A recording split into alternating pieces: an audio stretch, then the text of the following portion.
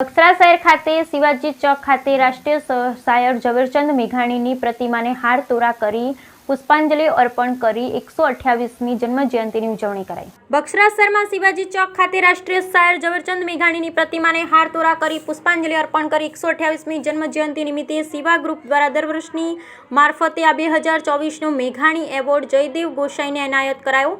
અમરેલીના બક્સરા શહેરમાં શિવાજી ચોક ખાતે રાષ્ટ્રીય શાયર ઝવેરચંદ મેઘાણીની 128મી જન્મજયંતિ નિમિત્તે ઝવેરચંદ મેઘાણીની પ્રતિમાને મહાનુભાવોએ હાર તોરા કરી પુષ્પાંજલિ અર્પણ કરી વંદન કર્યા।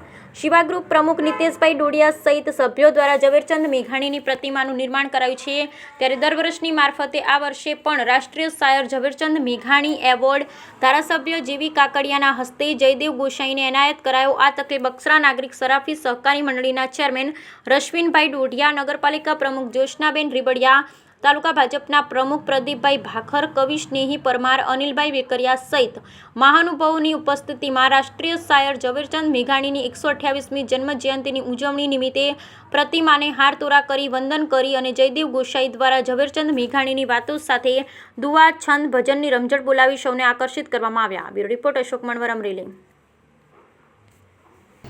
ઝવેરચંદ મેઘાણી સાહેબનો જ્યારે એવોર્ડ જે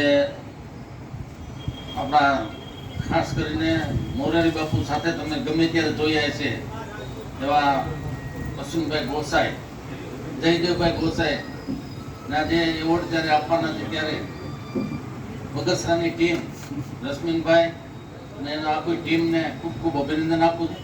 અને આ કાર્યક્રમમાં ઉપસ્થિત પૂજ્ય જયરામ બાપુ આપને આશીર્વાદ આપવા માટે જ્યારે પધાર્યા છે ત્યારે આવા જ કાર્યક્રમ સતત બગસરાની જે ધાર્મિક જગ્યા, ધર્મપ્રિય જગ્યા ઉપર જે થતા રહે છે એમાં મુન્નાભાઈને પણ ખૂબ અભિનંદન આપું છું, કારણ કે આ કાર્યક્રમ ખૂબ જ સફળતાપૂર્વક એને ગોઠવો છે।